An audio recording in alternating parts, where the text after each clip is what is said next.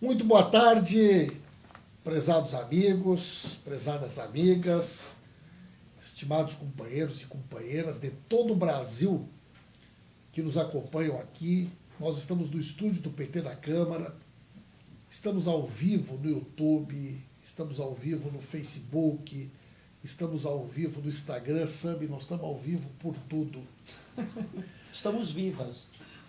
Estamos ao vivo no Twitter, tanto do PT da Câmara, também na minha página. E a gente hoje temos aqui a oportunidade de receber uma convidada muito especial, numa data muito especial. Hoje é o Dia da Visibilidade Trans. E nós estamos recebendo aqui a Simi.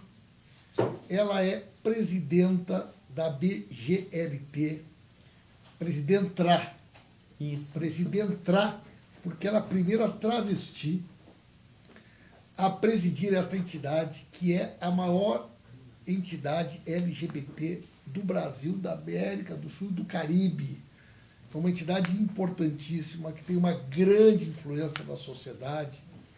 E a Simi também faz parte do coletivo nacional LGBT do PT.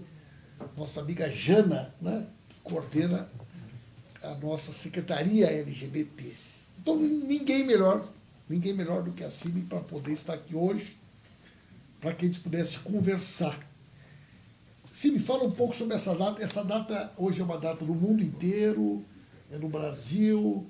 De onde é que surgiu essa data? Qual é o significado desse momento, Simi? Muito obrigado por ter proporcionado para nós esse bate-papo aqui com tanta gente de todo o Brasil, que pode mandar perguntas, que a Simi está aqui para responder. Né, Simi? Hoje vamos aproveitar para o pessoal poder também trazer questões aqui para nos ajudar.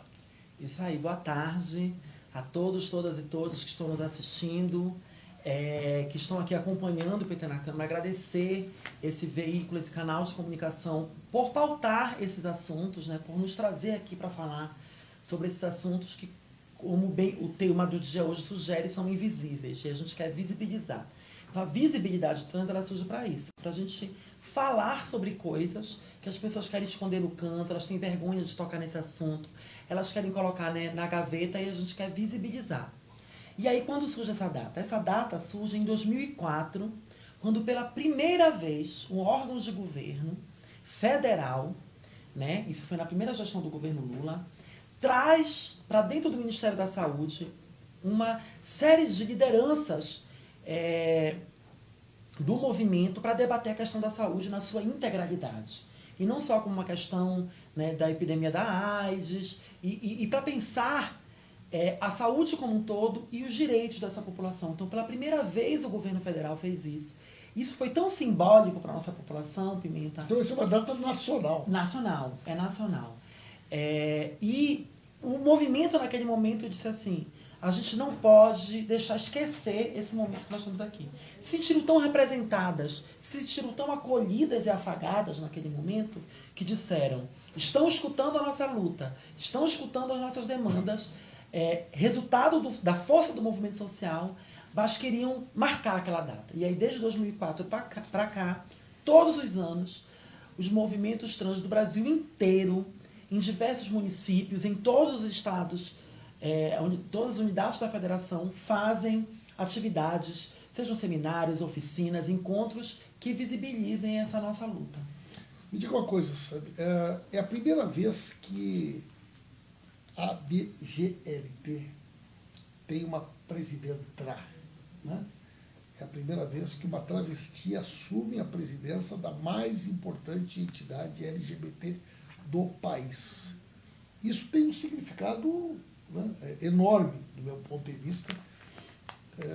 Seria errado eu dizer que na comunidade LGBT as travestis muitas vezes são as que sofrem o maior preconceito, a maior discriminação na sociedade?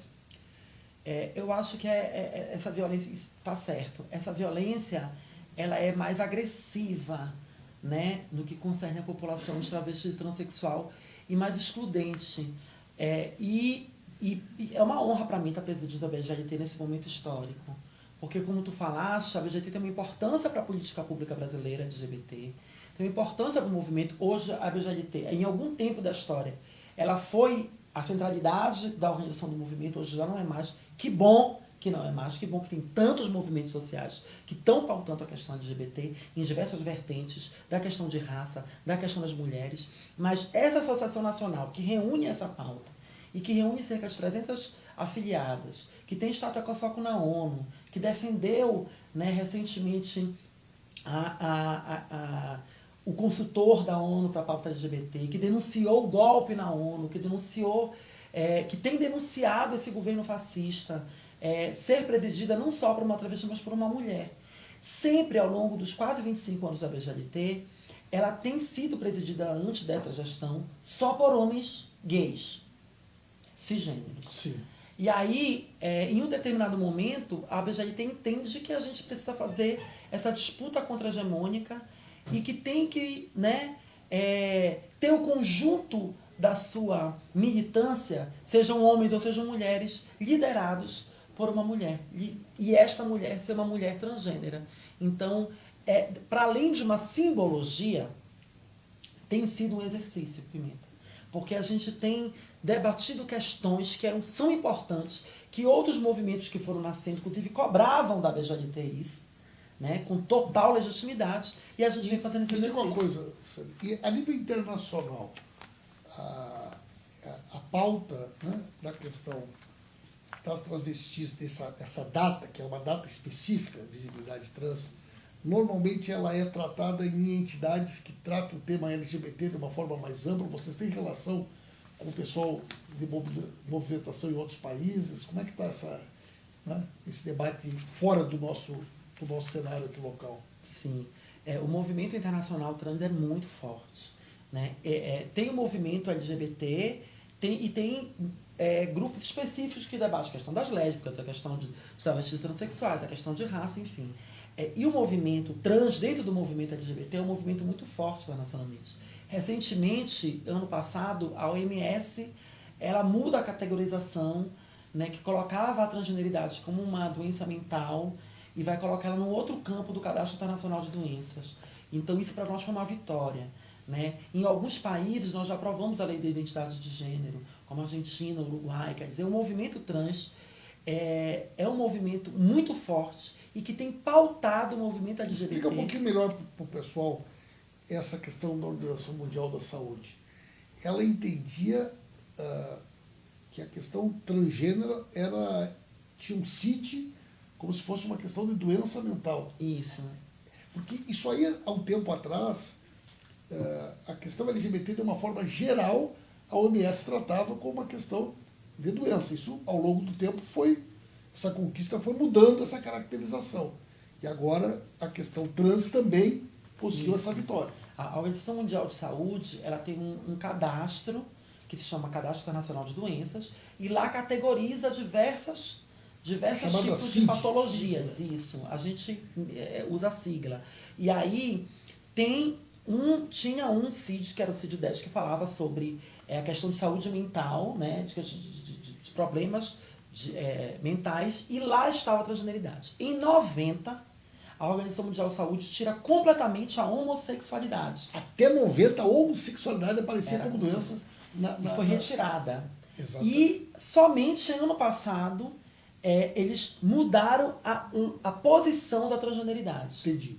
Mas, por exemplo, gravidez, só para a gente entender, para fazer uma comparação bem abrangente. A gravidez, por exemplo, ela está dentro do CID. Mas a gravidez, todos nós sabemos que não é uma doença. Né? Mas é ela um aparece estado. no CID. Mas aparece, assim como a transgeneridade hoje, ela aparece no CID, mas ela já não tem mais essa questão patológica. O CID não mental. obrigatoriamente é uma doença. Ela é, digamos assim, um evento, é uma ocorrência.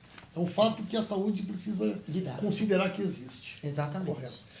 Essa questão da violência contra as travestis. O Brasil é o país do mundo onde mais ocorrem casos de violência, assassinatos. A minha cidade, conversei contigo faz pouco tempo, depois daquele dia que eu conversei contigo, teve mais 2 assassinatos.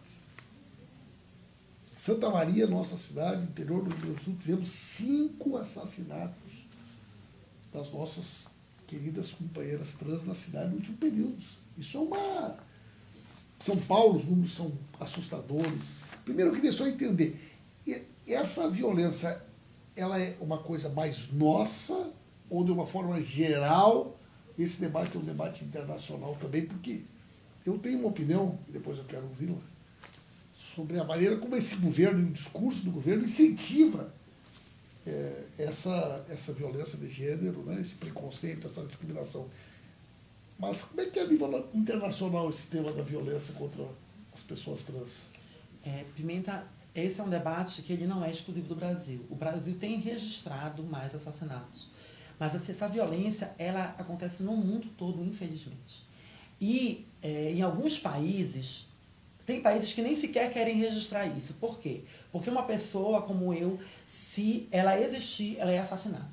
Ela é pena de morte. Ela é apedrejada em alguns países. Então, nesses países sequer aparece. Sim. Mas nos países, né, mais democráticos, eles têm feito, a partir dos movimentos sociais, uma contabilização. Então, existe uma organização que se chama Transgender Europe, que ela vai fazer agora com a Colômbia, na América Latina também, essa quantificação, mas quantificava na Europa, quantificava em outros lugares do mundo.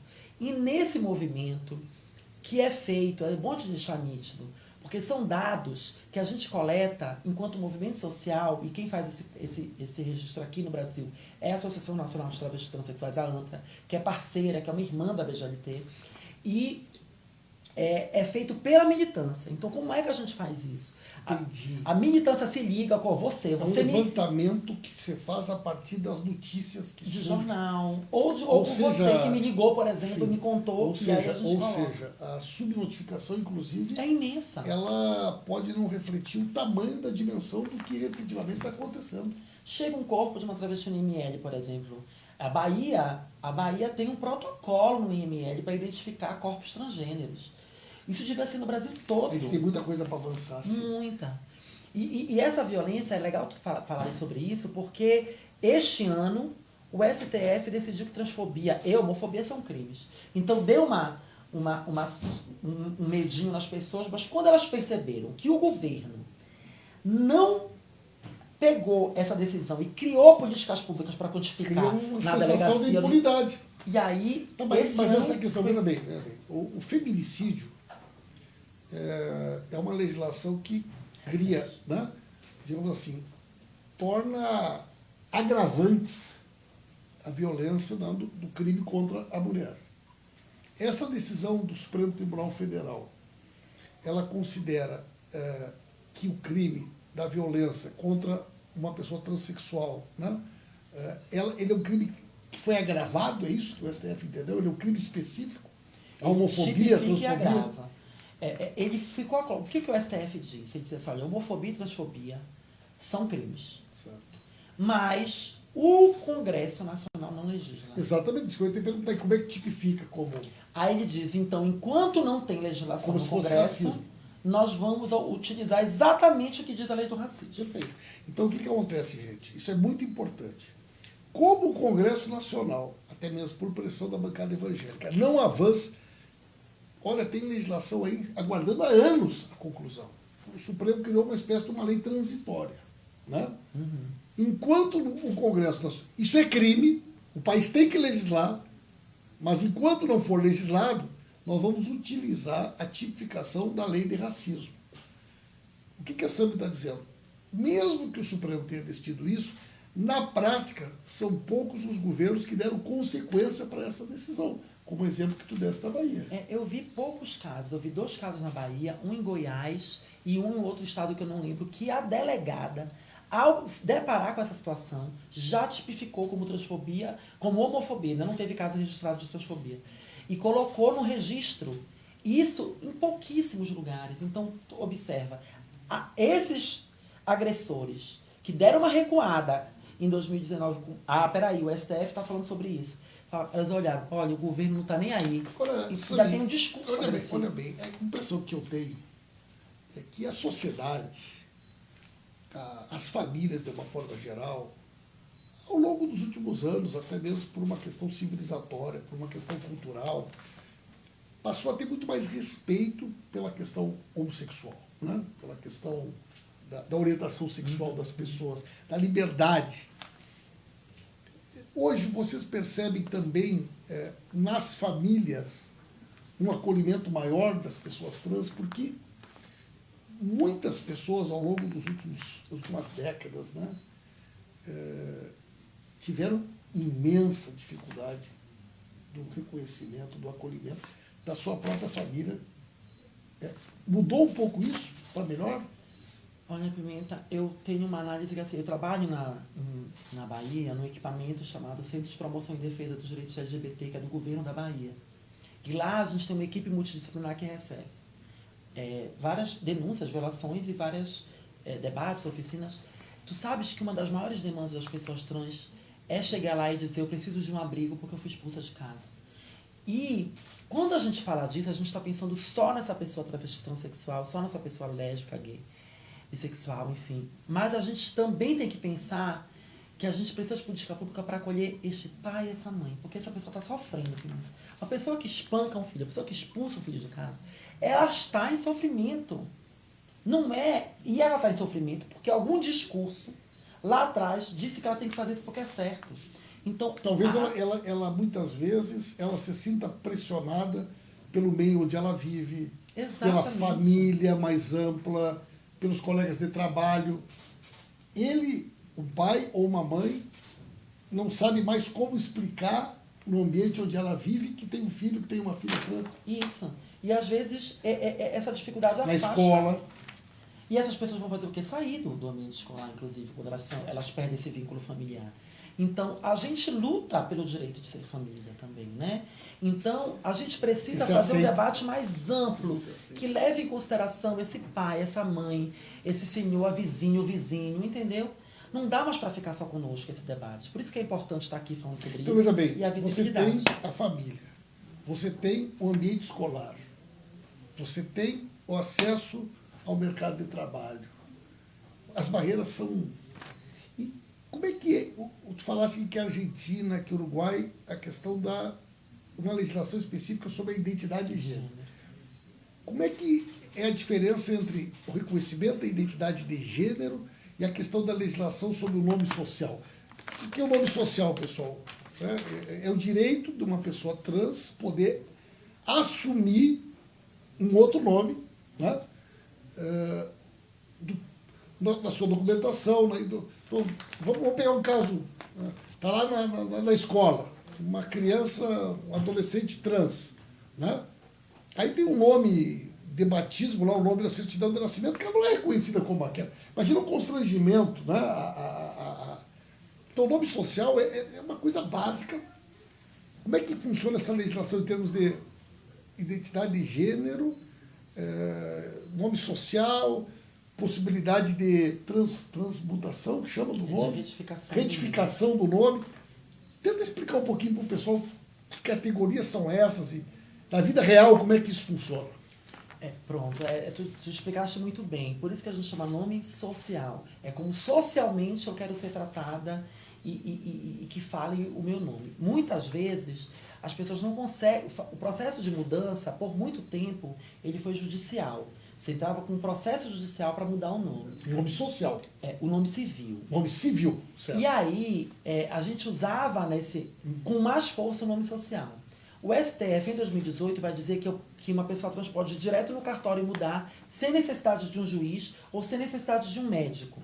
Eu posso chegar no cartório e dizer: olha, eu quero mudar meu nome. Isso. E eu tenho esse direito. Tem diversos documentos, alguns cartórios colocam algumas dificuldades. Não é fácil. Tem pessoas que perderam o vínculo familiar, estão em outro estado, e aí tem que ser no seu estado para mudar. Quer dizer, não está fácil ainda.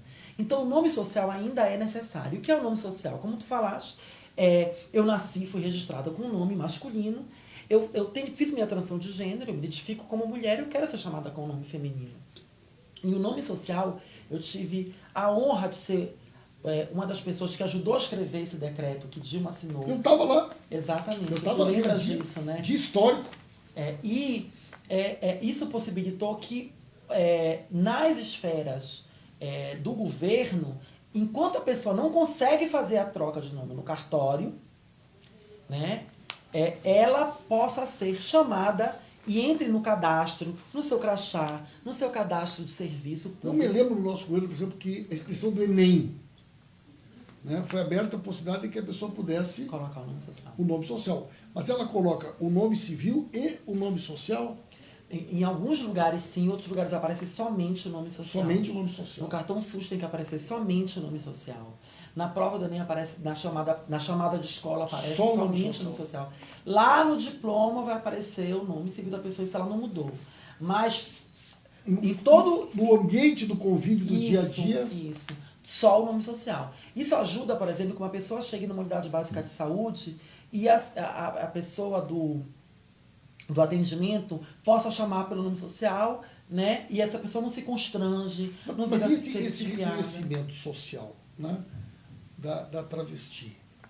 Então, por exemplo, eu vejo muita notícia sobre uma coisa que é do dia a dia das pessoas. A utilização do banheiro num shopping, a utilização do banheiro numa escola, né? Quer dizer, como é que uma menina trans vai frequentar o banheiro dos homens? Como é que... Isso é uma violência contra essa jovem, contra essa adolescente. E, ao mesmo tempo, ainda tem uma enorme preconceito, uma coisa louca, né? Que eu vejo casos de agressão, todos os dias eu vejo notícias sobre isso, sabe? Sempre em diversos lugares do país, isso está acontecendo. Toda semana a gente está recebendo um caso, um caso de muita agressão, mas vamos lá. O STF disse, ele reconheceu a possibilidade da autodeclaração. Então, a pessoa é travesti transexual, homem trans, enfim. O gênero dela é o gênero que ela autodeclara. Então, e a partir disso ela pode ir no cartório e mudar. Se o STF disse isso, entende-se que a ocupação do lugar, de todos os lugares, também tem que respeitar isso. A autodeclaração. E vamos lá. Aí eu acho que isso é extremamente irracional. Porque o banheiro masculino... Ele é aberto. Ele tem os mictórios, mas o banheiro feminino não. Tem porta. Quem sabe o que eu estou fazendo dentro do boxe? Sim. E vamos mais além. Aí as pessoas dizem, um homem com barba vai se vestir de mulher para ir violentar dentro de banheiro. Qual é o relato, qual é o caso que tem de estupro de mulher dentro do banheiro? Sabe onde acontece o estupro? E acontece muito? É nos estacionamentos de universidade. Sabe onde acontece estupro? Em grande parte, dentro da casa das pessoas, por familiares, por homens, por tios, por vizinhos. Esses são maiores Eu casos. nunca ouvi falar de um caso de que alguém tem uma denúncia que houve uma tentativa de violência sexual por parte do travesti num banheiro. No banheiro. E assim, se eu fosse... Eu já vi muito de homem, né? Tem banheiro público, e aliás, lugares até que as pessoas não imaginam muitas vezes que os casos de pedofilia, mas que se ouve muito falar, não. Agora, se eu fosse atrás de alguma coisa que não fosse o uso da higiene pessoal, eu ia no banheiro masculino, não ia no feminino. Que é lá que tem que me interessa, não é no feminino que me tem. Não me interessa nada ali. Sabe o que me interessa lá? Passar meu batom, conversar com a companheira, aquelas fofocas que acontecem. Poder ir no banheiro, tranquila. É isso. Né? Entendeu? Então, assim, as pessoas criam motivos irracionais, ilógicos, para justificar a sua violência, o seu incômodo. E esse incômodo, ele vem de um discurso de ódio que é implementado nesse país hoje, inclusive institucionalmente.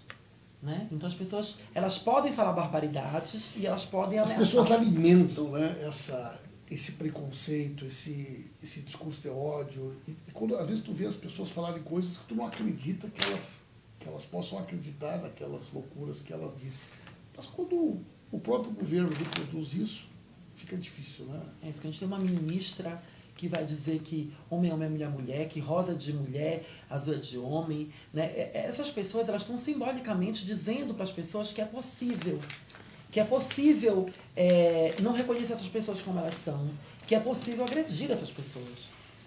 Sabe, me diga uma coisa, o Brasil hoje vive um momento delicadíssimo, a democracia em risco, os direitos civis violados todos os dias, a comunidade LGBT no geral, mas especificamente, né, vocês têm pensado como enfrentar esse novo cenário, essa essa nova realidade que nós estamos vivendo hoje no Brasil?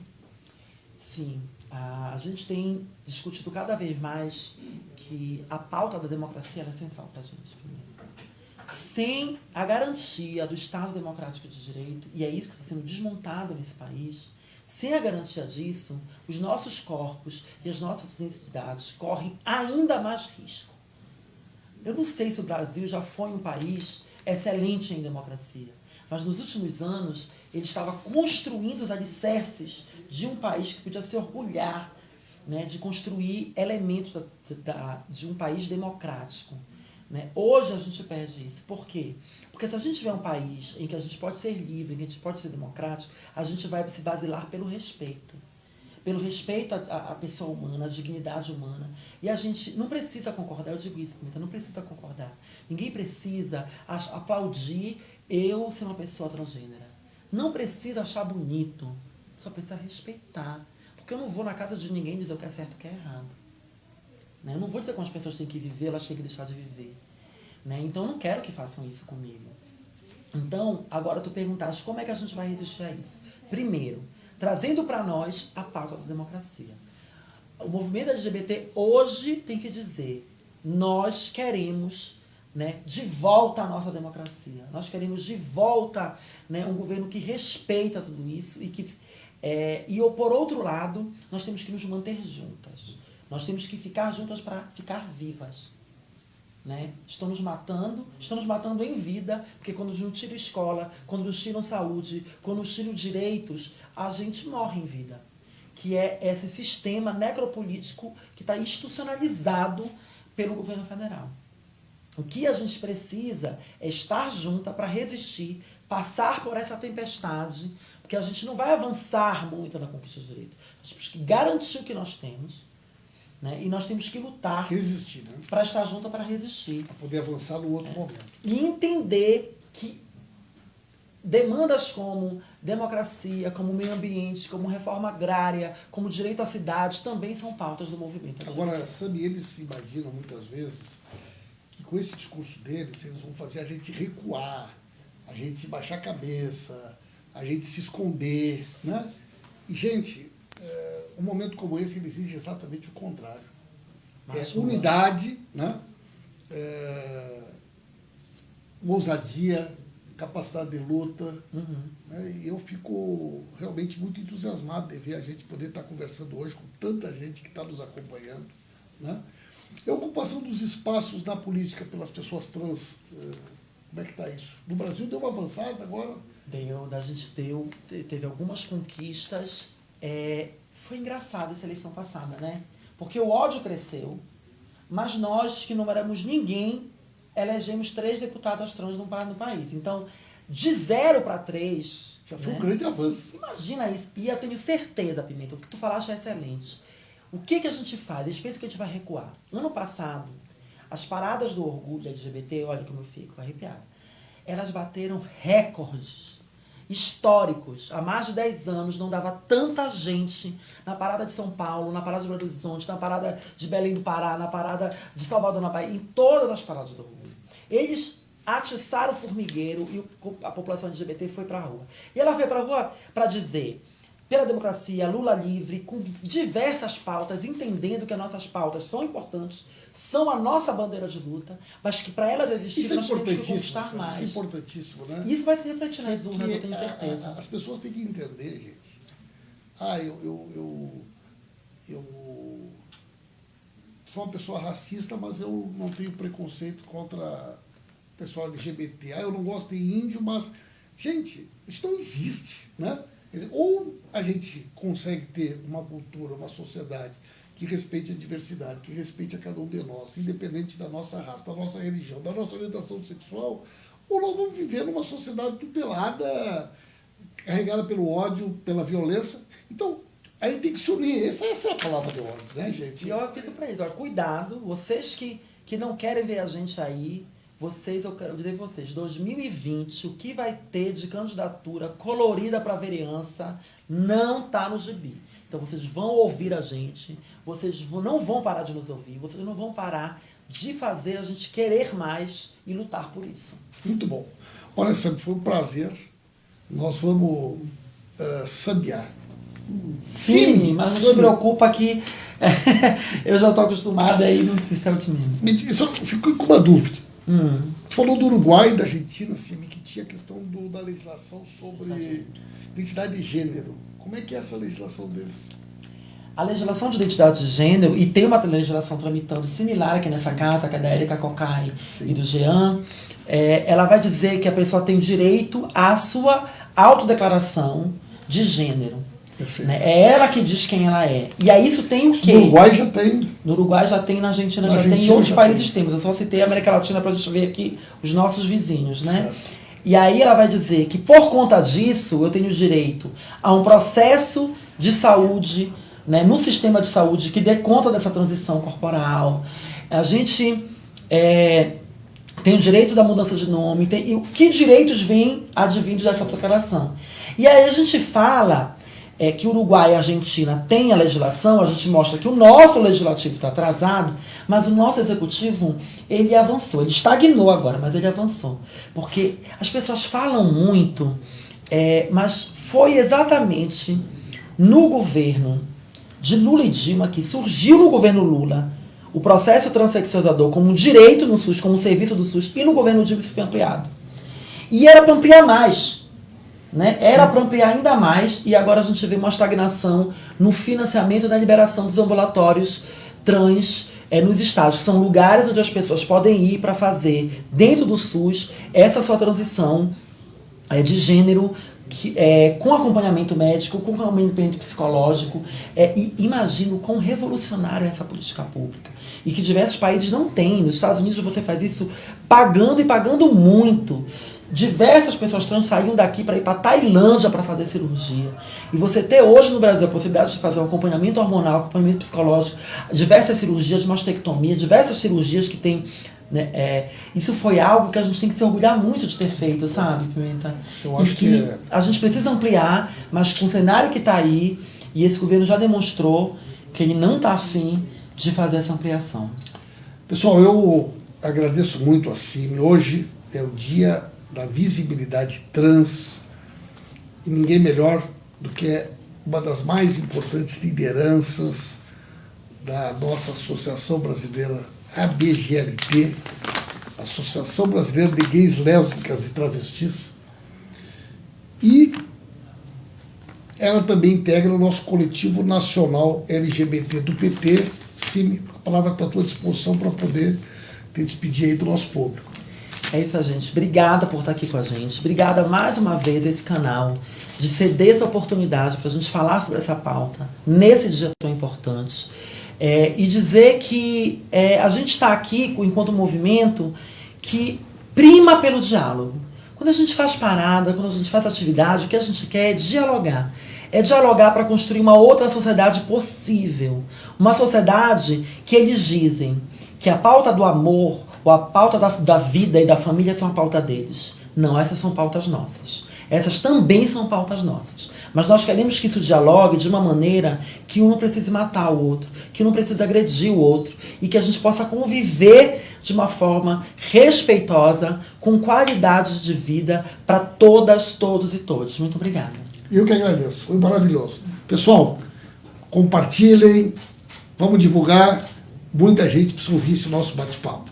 Um abraço. Obrigado por tudo. Obrigada.